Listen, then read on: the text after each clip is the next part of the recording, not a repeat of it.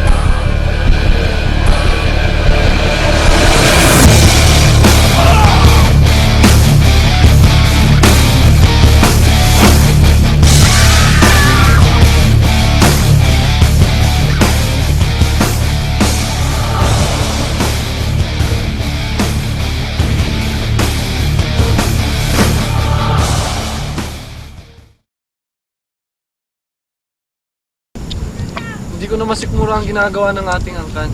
Kailangan ko na magbago. Pero hindi ka pwedeng umalis. Kailangan ka ng ating lahi. Kapag namatay yung ama, ikaw ang papalit sa kanya. Pero kailangan kong umalis, Das. Kailangan kong magbagong buhay. Iyon ang aking tadhana. Paano kami? Paano ang ating lahi? Nakikiusap ako sa'yo. Huwag mong ipaalam kahit na kanino ang bagay na ito. Tingin ka, kaibigan.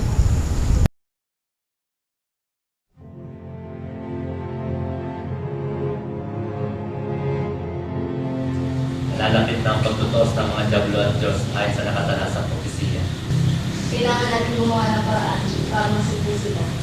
Kailangan natin patindihin ang ating pagsasanay upang maging handa tayo sa mga mangyari. Ayon sa aklat, may pinagkukunan sila ng lakas. Kung mapapatay natin yun, panalo na tayo sa laban.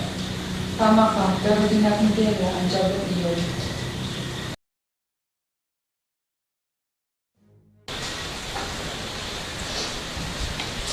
Kamahalan, binisaga po akong balita. Ang prinsipe ng kadiliman ay nasa lupa. Baka gumagawa na sila ng hakbang laban sa atin naman yun kailangan natin tingin. Tawagin mo ang aking anak. Susunod po ang pangalan.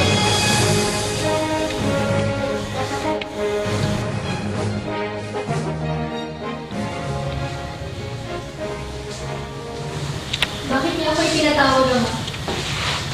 Kailangan mo sa lupa upang hanapin ang prinsipe ng kadiliman. Kailangan mong pigilan ang mga hakbang na ginagawa niya laban sa atin. Paano ko malalaman na siya ang prinsipe ng kadiliman mo? Meron siyang dalawang bangka sa kanyang bandang dibdib. Sige po, masusunod po yung matutulog. Mag-iingat ka. Anong sinasabi mo? Para si Jude, pagin mo at sked. Madali! Ay, susunod, kamahalan. Pag-iintong sa aking kamahalan. Kailangan yung bantalat ng kinikilos ni Jude. Sabihin sa akin kung ano nangyari sa lupa. Masusunod, kamahalan.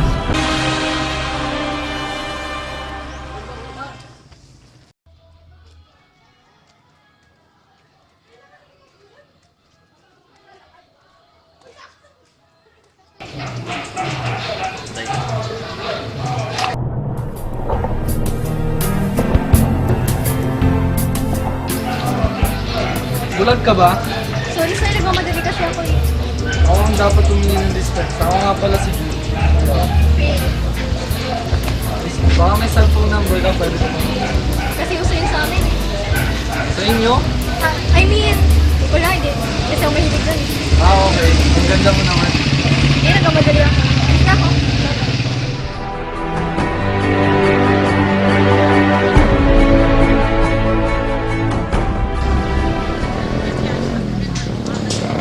Hoy, hi.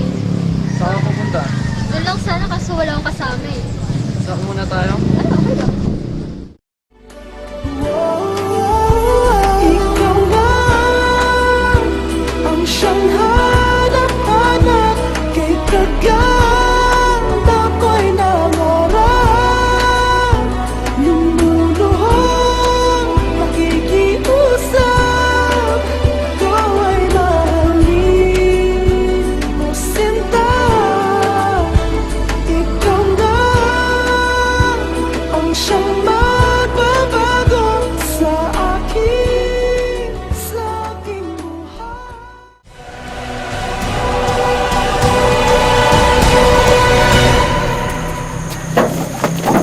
Hindi ito maaari.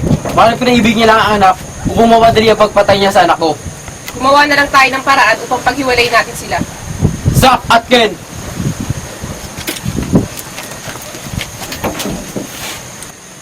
Kayong dalawa, gumawa ng paraan upang paghiwalay niyo ang aking anak at ang Diyos ang kasama niya. Masusunod kamahalan. Nagsasanay na ang ating mga mandirigma para sa darating na digmaan. Bago sumapit ang digmaan, kailangan maibalik ito ang ating prinsipe. Hindi tagilid tayo sa pagpaglaban natin sa mga Diyos. Tama si Kaiser. Pero paano rin may babalik dito ang prinsipe? Tadaan na magpapasya. Nagawa na kayo ng mahal na prinsesa ang kanyang gusto. Tingnan natin. You feel? Ito na kamahalan.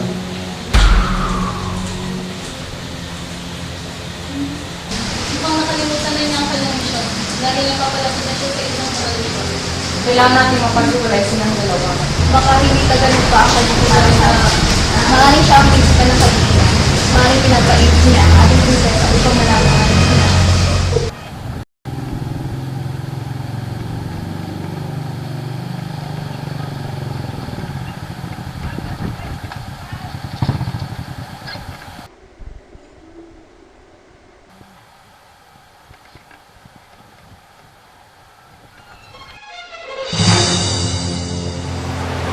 Kumusta ka man ng prinsipe? Anong ginagawa mo dito? Nandito ako upang ipaalam sa'yo ang tunay na pagkatao ni Faye, ang babaeng mahal mo. Anong tungkol sa kanya? Isa siyang Diyos, ang nautusan dito sa lupa upang patayin ka. Pinapaibig ka muna niya para madali ka niyang mapatay. Hindi totoo ang sinasabi mo. Kung gusto mo ng patunay, sasamahan kita kung saan siya palating nagsasanay. At pag hindi totoo ang sinasabi mo, ikaw ang papatayin ko.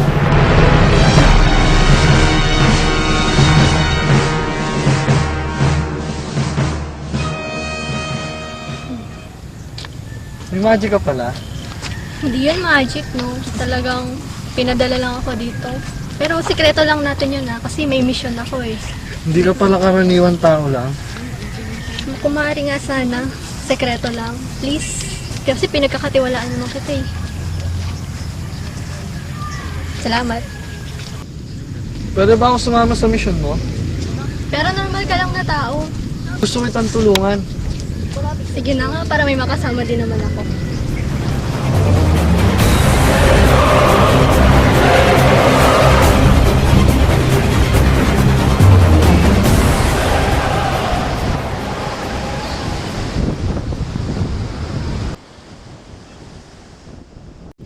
Mag-ingat ka sa lalaking yan. Walang tiwala ang mga kapwa Diyos ko dyan.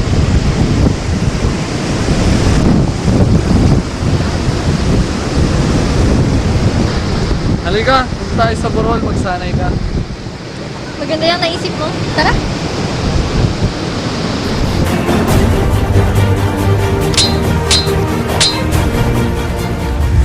Ikaw? Oo, ako ang prinsipe ang hinahanap mo. Ang itinakdang papatayin mo.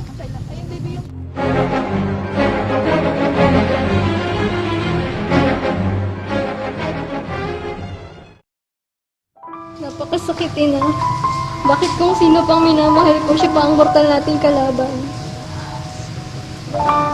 Sinasabi ko na nga ba, simula pa nung una, hindi na mapagkakatiwala ng lalaking iyon.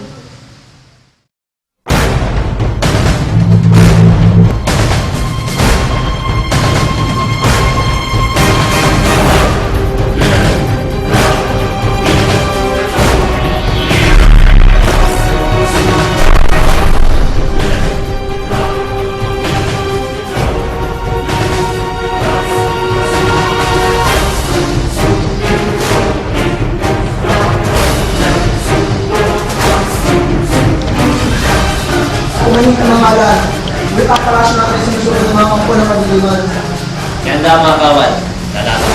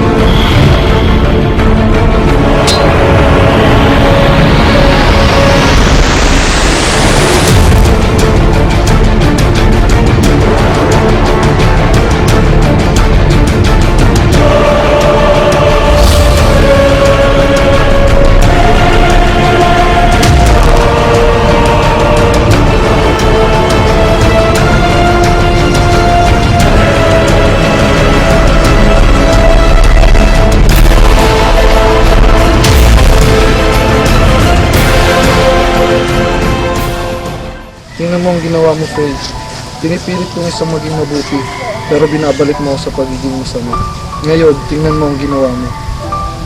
Oo, alam ko mali ang ginawa ko. At pinagsisisihan ko yun. Kung alam ko lang na ikaw ang prinsipe ng kadiliman, hindi na sana kita minahal. Mahal mo ako? Oo, noon pa. Sa tingin mo kung malaman kong ikaw ang prinsipe ng kadiliman, papatayin pa kita. Hindi na, Jude, dahil mahal kita. Inaamin ko, may misyon ako dito sa lupa. Pero hindi ko alam na ikaw ang hinahanap ko. Huli na nang malaman ko, ikaw palang prinsipe. Ang buong akala ko, kaya ka nasa lupa para patayin ako. Dahil ako ang kahinaan ng aking mga kasama. Nagpadala ka sa emosyon mo, Jude. Hindi mo ako hinintay magpaliwanag. Bigla ka nalang umalis. Sinungaling!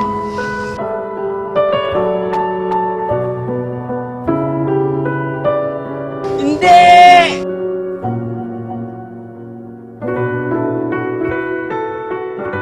Tatawanin mo ako, Faye. Mahal. Jude! Jude, huwag kang mamatay! Jude! Jude!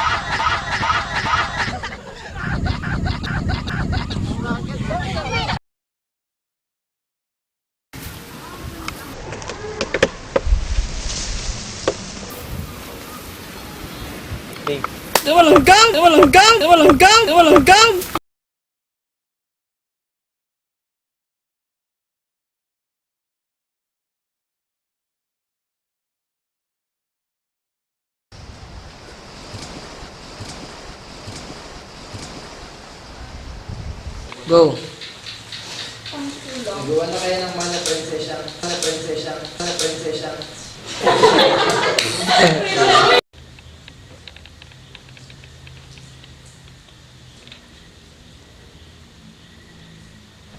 Nalalapit na ang pagtutos ng mga Diablo at Diyos.